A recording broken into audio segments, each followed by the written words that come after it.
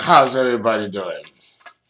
Okay, we are going to continue with discussing in our intermediary intersessionary break of dealing with the compatibility of signs or incompatibility of signs. We are going to proceed with going with the second type of relationship dynamic that I began in this intermediary series within the series, and that is I've already spoke about the codependency. So now I'm going to talk about the counselor and counselee relationship. Okay, and this is an intellectually based relationship. The counselor, a lot of people have not heard of that as a dynamic, you know. But this is something that is seen very commonly in the air signs, but it's not exclusive to the air signs. You know, there are others that can also experience the same dynamic that are water signs, earth, and fire. You know, but it is commonly seen with the earth, with the air signs. Okay, and one partner feels that the other has vital knowledge he or she needs. That's number one. And number two, the other partner will feel that he does possess this knowledge to give. And number three, the holder of the knowledge will feel like he does and will appear to others as the person who is the together person. Uh huh. Uh huh. Oh, he's gonna be brilliant. He'll be brilliant. Talking with the dynamic that is the man and the woman. Well, it could be the woman being the perpetrator, but not truthfully. Unless we're dealing in a lesbian relationship, then yes.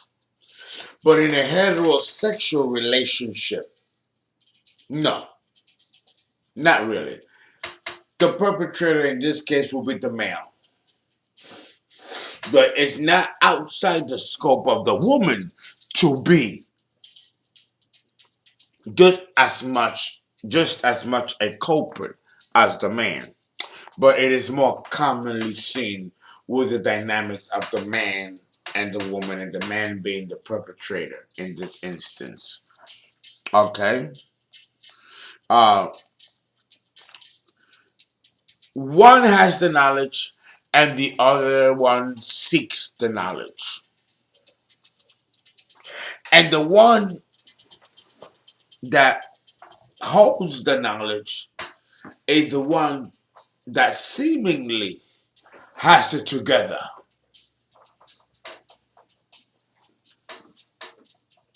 I mean, that's how it appears, right? Right. Okay. They can appear number two, dealing with the counselor. They can appear as quite insightful and reflect a wisdom that is attractive to many people. Otherworldly even. Makes me think of Jim Jones in Jonestown.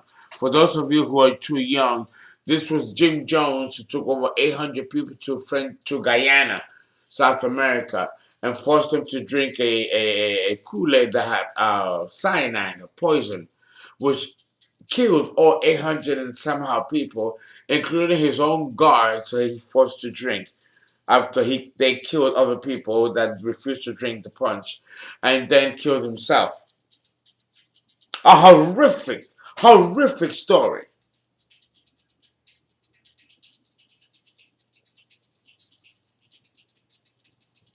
A horrific story. But if you Google Jim Jones, or see the movie Jonestown, it's based on a true story happened in the 70s. Jim Jones was ecclesiastical, evangelical. He was charismatic. He was also a drug addict and a bisexual who had loose morals. And he had sex with a lot of people in his congregation, with both men and women. He became decadent. It reminds me of Caligula in the Roman times. If you know about Caligula or the Roman period, a sadistic emperor. If you know the story, worse than Nero. But understand that those who profess to have special knowledge and be the grand counselor, the grand guru, are probably the most fucked up people that there is. I'm an astrologer, and I've shared with people online that I've been through all kinds of shit. So I have been fucked up and been through fucked up, and I'm no different than anybody else. I just love myself enough to get it together. But unfortunately, you don't have many people that are in powerful positions that don't love themselves enough. And therefore, they drag people down with them. And Jim Jones was one of those types of people. And he started out as a counselor. And people that gravitated to him thought that they had no knowledge and no ability to obtain what he had for themselves, and therefore they needed to follow him. And that's how cults are created and developed, usually among the air signs.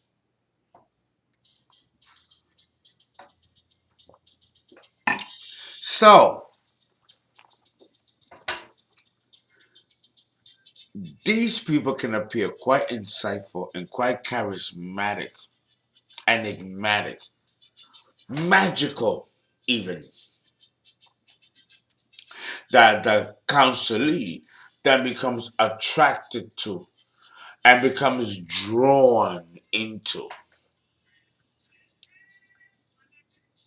And this dynamic is definitely very plausible if you're dealing with someone that's much older and much younger.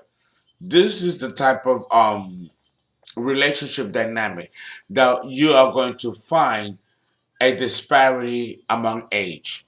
First of all, if you're going to be a counselor and impart knowledge, even if that's not your official role, but just because of your age alone, allows you to become that person that is all knowing and has the wisdom to embark, then that puts you in the category whether you like it or not. And I mean, I'm 50 years old and I attract many, many, many, many people junior to me in age that can actually put me in a pedestal of hero worship for the knowledge that I know. And that's why I try not to be on that pedestal. I let them know right away, listen, go here, go there. You can get the same knowledge that I got. I'm just very good at it because I'm much older. I'm much more experienced. But get the knowledge and then gain the experience. Don't deify me. I'm not that much different from you. No, but in a counselor-counselee relationship, the counselor stands to gain by allowing the counselee to worship him and deify him in this manner.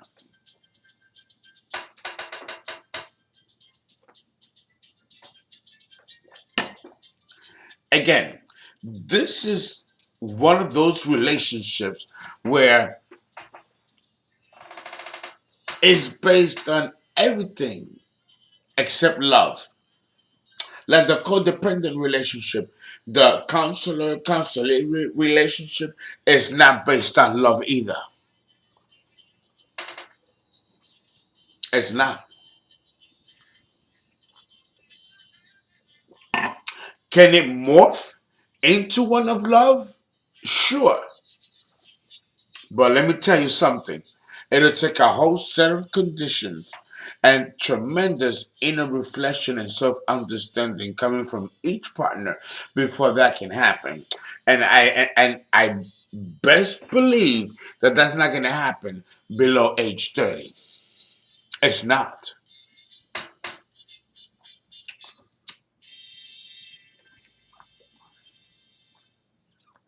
It's not. Okay?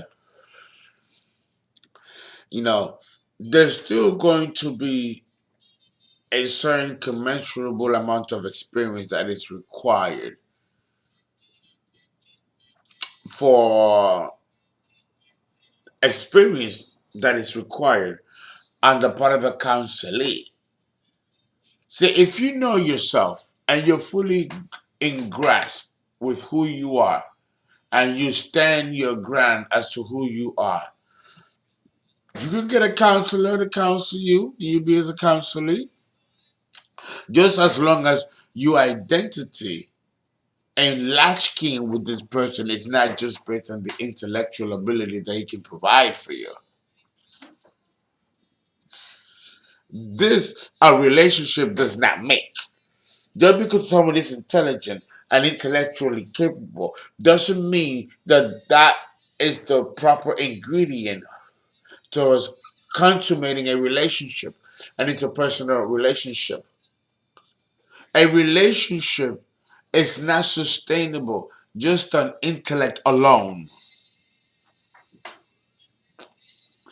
And anyone that tells you differently is full of shit.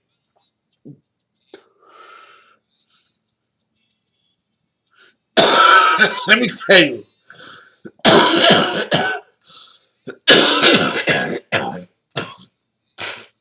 orgasm, orgasm, or busting a nut doesn't happen with just intellect alone.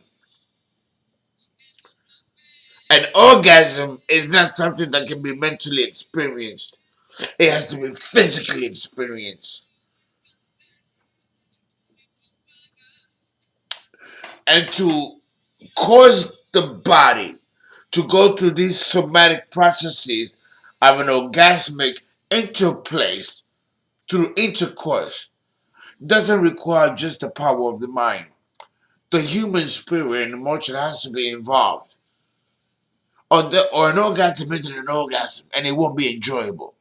The reason why it is so enjoyable is because it is directly connected to the emotions. Now, granted, the intellect is a pathway to the emotions, but it's not the only ingredient that will allow a certain level of emotional fulfillment without having to experience what you need to experience in a somatic level where the body becomes involved. And this is where people get scared because when the body is involved, you lose control. You piss on yourself, you shit on yourself. If it's a good orgasm and it's hit just right, you can look. And people don't want to. People are terrified of that type of abandonment, of that type of lost in ecstasy.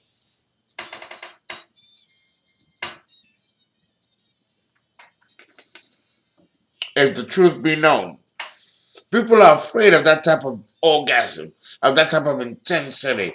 It scares them because that hits you at the real core.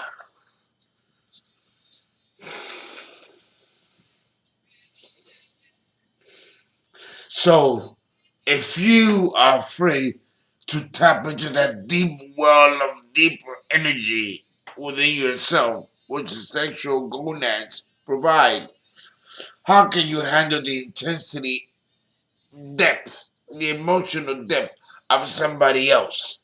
If you cannot handle your own and tap into your own depth.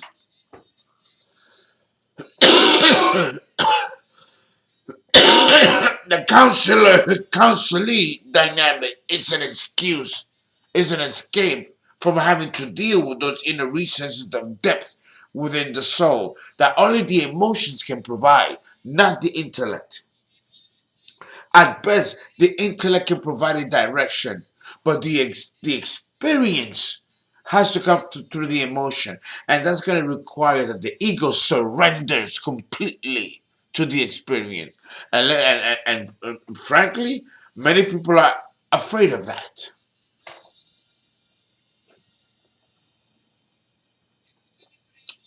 Many people are afraid of that kind of intensity, of that kind of a hungry, emotional abandon. Many people are afraid of that type of intense experience.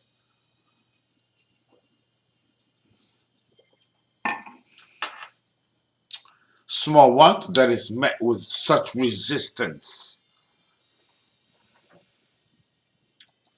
But let me tell you, this appearance, as well as insightful and as reflective as it can be, you know, this powerful wisdom that is very attractive to many people from the counselor who has this knowledge to impart and give. Let me tell you something. No, underneath that, you'll be surprised what you'll find. Underneath this facade, the person is an emotional basket case, or at least he is highly insecure emotionally. Fear of loss, betrayal, abandonment will motivate the counselor to put on an appearance of emotional confidence. So, the perpetrator here is the counselor. He is just as lost and as insecure as the Couselee, but he's got to put a good front. And he may be intelligent and intellectually capable, but that doesn't mean that he has it all together.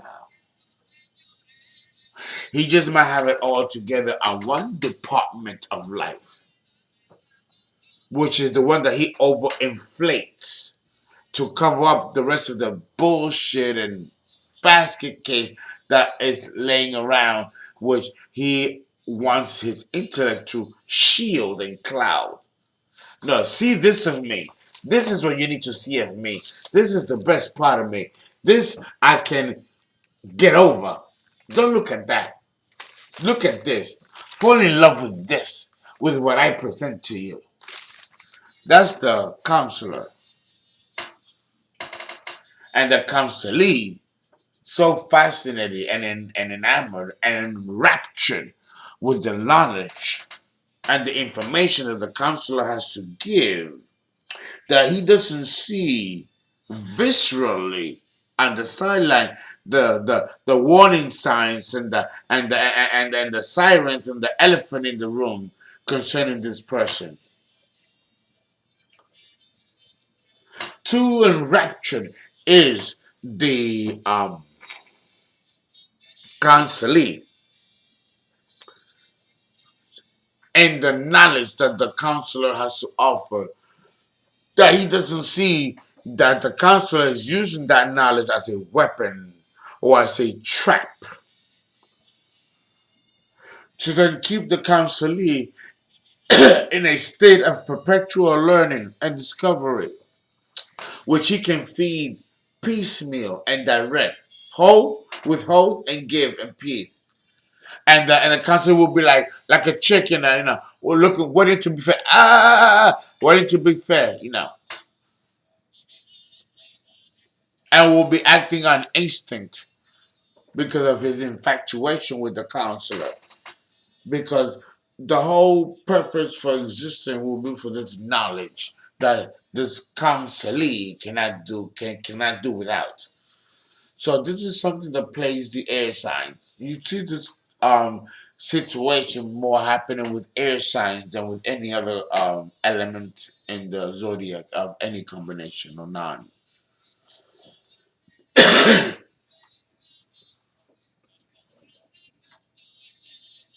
So then what? It it becomes a form of entrapment because in reality, the counselor is just as damaged as the counselee, but the counselee is off the hook because the counselee may be young, naive, innocent, or foreign to the culture or race or who is seeking the knowledge. The problem will never be with a counselee, it will be with a counselor. Because a counselor in this position will be predatory. Because the counselee is the one seeking knowledge, so he doesn't know any better. He's seeking guidance, and that lends for a perfect platform for a predator to come in, give you what he knows you need, but then, like a vine, intertwine you into his own mess and then keep you in a state of control in which you cannot pull away. So understand that the counselor-counselee relationship dynamic is not based on any true sentiment or feeling of love. It's opportunism is what it is. And it's also an escape route to escape another pre-existing situation that this combination will allow you to escape from. Because when you live in your head, you don't have to confront reality. And that's very typical of the air signs, but not exclusive to the air signs. They all the elements go through this phase in human relationship. Right? And overall stability, lack of trust is the issue.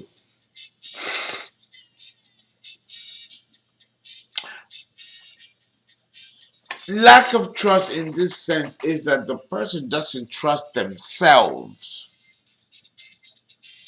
The person doesn't trust themselves. So therefore, they're not because they don't trust themselves because they are so lost and so as emotionally insecure as the next that they're not going to truly understand how to get out of it. So they're not going to know how to help somebody else get out of that same situation. So they have to make it intellectual and lofty, almost unobtainable. And that gives them an excuse not to look into their own situation that may also require just as much attention and healing as what they are offering to the counselee. This can be a very delusional aspect. Okay? Trauma from childhood still dominates because the trauma is coming from childhood. This pathological or sociopathic condition actually has an origin which stems from childhood. Okay? These people are more needy than those who are in touch with their needs. And that's fucking deep. This compensation act or compensatory act of attracting those who appear more needy than themselves is created in order for them to feel secure in a relationship. So understand that that's also a facade, okay? These people need to feel secure in a relationship, the counselor as well as the counselee. The counselee is understandable, but the counselor is the one that can be just as damaged and just as insecure as the counselee. Because the counselee, the situation with the counselee may be just a disparity of age and experience. Whereas a counselor may not have an excuse. So therefore, he might be emotionally stunted and emotionally degenerative but still have a quite acute intellectual mind and index. And these are the roles that lead to sociopathology. Okay? Which means that they attract weak people. The counselor is attracting weaker people than themselves. And if you're weak as an older man, the only way that you can attract weaker people to yourself as an older man is that the person is that much younger. And then you can get away with it. And we're done with part one.